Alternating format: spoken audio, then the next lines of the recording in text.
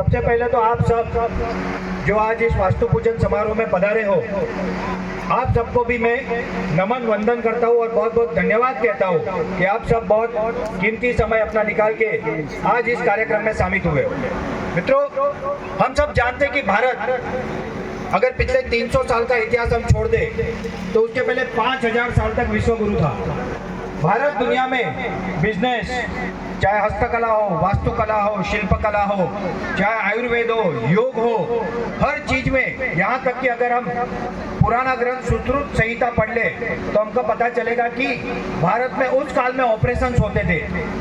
इतने योग, इतनी चीजें, साउथ में ऐसे ऐसे मंदिर बने हैं जिसमें हजारों टन का पत्थर ऊपर कैसे गया वो आज तक किसी को पता नहीं है। तो ये भारत का गौरव था।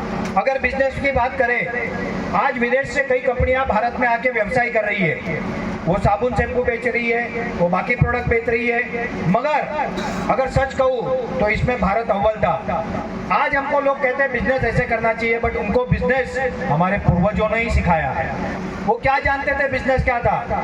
साउथ के कोने से लेके कच्छ के कोने तक हर जगह पे दरिये से, समुद्री मार्ग से आज से हजारों साल पहले हम व्यापार करते थे।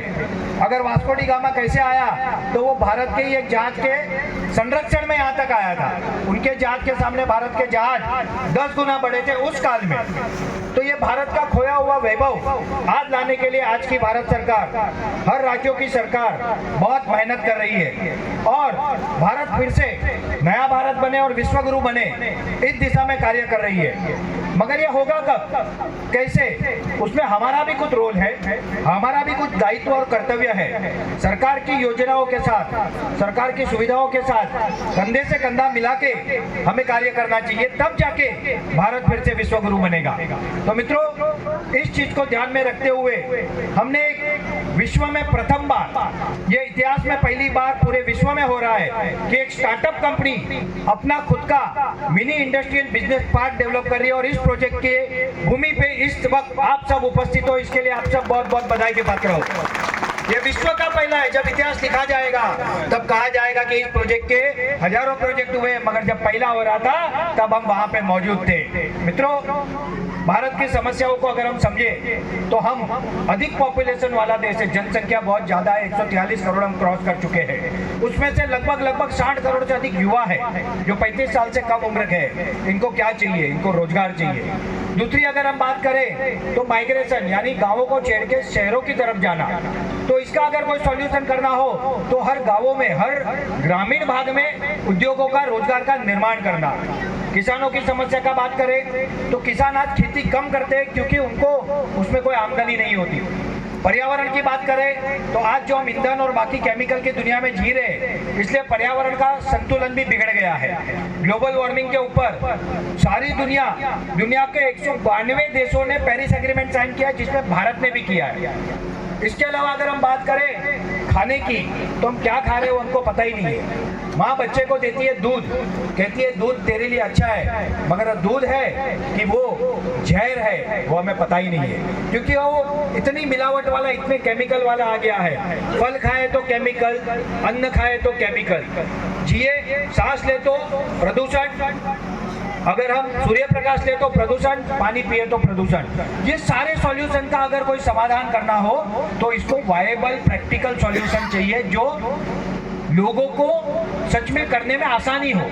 अगर हम सोशल सर्विस की बात करें तो सोशल सर्विस से ये दूर नहीं हो सकता, कुछ हद तक होगा, ज्यादा नहीं होगा। इसलिए एक इसका बिजनेस मॉडल हमने बनाया और उस मॉडल का नाम है मिनी इंडस्ट्रियल बिजनेस पार्क। इस फैक्ट्री में बायोमास, जो किसानों का खेत का वेस्ट होता है जिसे पराली कहते हैं, या फिर एक विशिष्ट प्रकार का घास हम उगाते हैं जिसे कहते हैं नेपियर घास, हाथी घास। इन घास के द्वारा बायोमास ब्रिकेट और बायोमास पैलेट, जिसे बायोकोल भी कहा जाता है, जो आज के फॉसिल यानी काले कोयले जो जमीन से निकालते हैं उसका ऑप्शन है। आज भारत में 70% बिजली काले कोयले से बनती है और उसमें से कार्बन डाइऑक्साइड निकलता है, CO2 इमिशन होता है और प्रदूषण में बढ़ावा होता है। ये कोल का रिप्लेसमेंट ये बायोमास से बना हुआ कोल है, जिसकी यहाँ पे फैक्ट्री लग रही है, जिसके मशीन आ चुके हैं। हम संतों को भी मशीन दिखाएंगे अभी, और आपको भी वहाँ पे तिलक करने हैं, तो आप सब भी देखेंगे, आप फोटो भी निकालोगे वहाँ पे।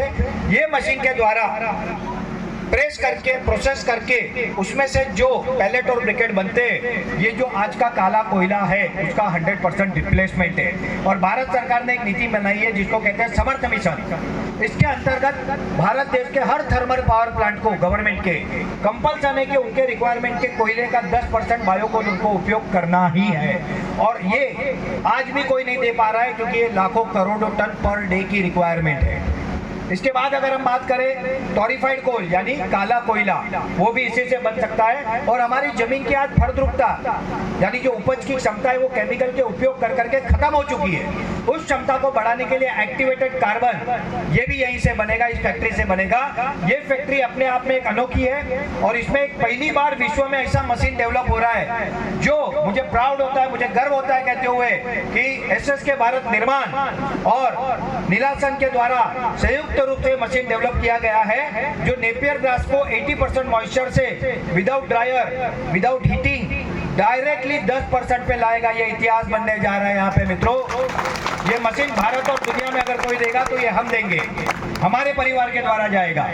इसके अलावा हम दूध पी रहे हैं, भैंस का पी रहे हैं, जर्सी गाय का पी रहे हैं। कई शास्त्रों में लिखा है क्या जर्सी गाय या भैंस का दूध पियो? शास्त्रों में लिखा है गाय का दूध पियो, देसी गाय का दूध पियो, क्योंकि वो अमृत तुल्य है। आज की जो जर्सी गाय है उसका जो प्रोटीन होता है वो प्रोटीन डाइजेस्ट नहीं होता और इसीलिए लोगों को अलग अलग बीमारी जिसमें प्रमुख रूप से डायबिटीज होता है। ये हमको पता ही नहीं, हम सब बोलते हैं हमको डायबिटीज हो गया, डायबिटीज हो गया। मैं यहाँ पे दावे के साथ कहता हूँ आज की जर्सी गाय के दूध ज्यादा जो पीते होंगे उसमें डायबिटीज का प्रमाण ज्यादा होगा। तो इसका सॉल्यूशन क्या? इसका सॉल्यूशन है देसी गाय के दूध और दूध के उत्पाद।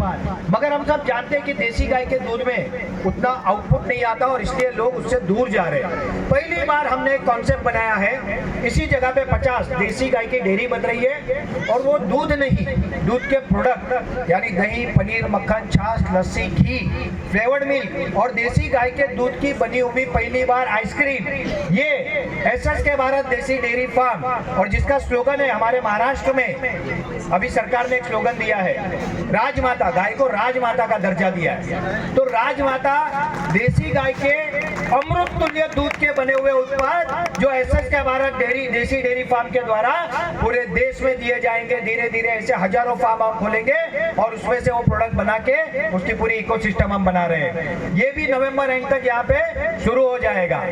इसी के साथ साथ गाय का गोबर, हमारे पूर्वजों को इतना विज्ञान था जहां अभी तक विज्ञान नहीं पहुंचा है। अब उनको समझ रहे हैं कि गोबर की कीमत क्या है, पहले उनको नहीं पता था। तो देसी गाय के गोबर, मगर अब मैं बताऊं ये गोबर सिर्फ फर्टिलाइजर के लिए, खाद के लिए नहीं रहा है। अब इससे बहुत अच्छी गुणवत्ता का रंग यानी कलर यानी पेंट बनता है। भारत में पेंट इंडस्ट्री 1 लाख करोड़ से अधिक वैल्यू की है। अगर इस इंडस्ट्री को हम गोबर से रिप्लेस करें, जो प्राकृतिक पेंट भारत सरकार के मंत्री श्री नितिन गडकरी जी द्वारा यहाँ पे लॉन्च किया गया है भारत में, जिसका खादी ग्रामोद्योग जयपुर में ट्रेनिंग दिया जाता है। और मुझे यहाँ पे बहुत खुशी होते हैं महाराज जी ये बताते हुए कि नितिन गडकरी जी के बहुत करीबी 2 व्यक्ति, एक हमारे नितिन गडकरी जी के मित्र एवं एग्रीकल्चर एडवाइजर रियाज सैयद जी यहाँ पे पधारे। रियाज सैयद जी का बहुत दिल से मैं स्वागत करता हूँ। राष्ट्रीय स्वयं संघ से 40 साल से जुड़े हुए रियाज भाई, और रियाज भाई नितिन गडकरी जी के एकदम करीबी है। उसी के साथ साथ नेशनल हाईवे अथॉरिटी के सदस्य जिनका सेक्रेटरी मतलब प्रिंसिपल सेक्रेटरी लेवल का दर्जा है, वो भी नितिन गडकरी जी के द्वारा बहुत जुड़े हुए हैं। प्रधानमंत्री मोदी जी अमित शाह जी से जानते हैं अच्छा, और वो पूरे भारत में रोड सेफ्टी, रोड के द्वारा होने वाला एक्सीडेंट, इसको रोकने पे कार्य करते हैं। ऐसे हमारे चंद्रशेखर मोहिते सर पधारे, उनका भी मैं बहुत बहुत स्वागत करता हूँ, बहुत बहुत धन्यवाद करता हूँ। ये दोनों लोग यानी नितिन गडकरी माने जा सकते हैं कि उनका ही स्थान है यहाँ पे। गडकरी साहब को ये सारी चीज पता है, इन्होंने बताई है कि हम क्या कर रहे हैं, कैसे कर रहे हैं, कैसे आगे बढ़ रहे हैं। इसी के साथ साथ यहाँ पे हमारे बीच श्री प्रफुल्ल पंड्या जी है। प्रफुल्ल भाई कहाँ हैं? प्रफुल्ल भाई पीछे ऐसे ही बैठेंगे। प्रफुल्ल भाई पंड्या जी लगभग 45 साल से प्रधानमंत्री नरेंद्र मोदी जी के बहुत करीबी मित्र रहे हैं। आज भी वैसे ही वो एक सामान्य व्यक्ति की तरह जीवन व्यतीत करते हैं, मगर उनको सारी चीजों की, मंत्री पद की सारी ऑफर हो चुकी है। मगर उनको देश सेवा में काम करना है और उनका वेद का ज्ञान बहुत ज्यादा है। प्राचीन वैमान्य शास्त्र ऐसा कहते हैं कि भारत में विमान उड़ते थे। वो विमान कैसे उड़ते थे, जब मैंने उनसे चर्चा की तो मुझे पता चला कि वो पारे का विज्ञान था। पारे को ईंधन के रूप में उपयोग किया जाता था, वो जलता भी था और फिर आ भी जाता था, रिसाइकलेबल था। और वो उसके बारे में जो रिसर्च हो रहा है उनको मार्गदर्शन देने का काम प्रफुल्ल भाई पंड्या के द्वारा होता है। ऐसे शिरोमणि व्यक्ति आज हमारे बीच उपस्थित है, मैं उनका भी स्वागत करता हूँ। अमित शाह जी के करीबी लोग डॉक्टर चेतन सर और कुछ लोग हमारे आज आ नहीं पाए, बट वो भी इसको लाइव देख रहे हैं, वो भी हमारे साथ जुड़े हुए हैं। और बहुत सारे ऐसे यहाँ पे मान्यवर उपस्थित है, मैं नाम लूंगा तो बहुत लंबा समय जाएगा, मगर आप सबके सहयोग, आप सबके सहकार और आप सबके आशीर्वाद और प्रार्थना का ये परिणाम है कि हम यहाँ तक पहुँच पाए। इसलिए आप सबको बहुत बहुत धन्यवाद। मित्रों, इस देसी गाय के डेयरी पेंट के उत्पाद, ये पेंट जो नेरोलक का बर्जर पेंट या फिर आपका एशियन पेंट हो, इससे 50% रेट में हम दे सकते हैं और उससे अच्छा और कुदरती इसमें पॉजिटिव एनर्जी मिलती है, मगर ये क्वालिटी में उस पेंट को कहीं भी कम नहीं पड़ता। ऐसे पेंट का उत्पादन भी यहाँ पे होने जा रहा है। इसी के साथ साथ यहाँ के किसानों के द्वारा खेती करा के मसाला उद्योग, जिसमें यहाँ के किसान पहले बाहर से लाना पड़े तो हम लाएंगे, मगर आगे जाके यहीं के किसान खेती करेंगे, वही हल्दी वही मिर्ची उससे हम मसाले बनाएंगे और उसको हम आगे ले जाएंगे। उसके लिए यहाँ पे दुबे जी हमारे पास है। दुबे जी, आपका सहयोग, आपका आशीर्वाद।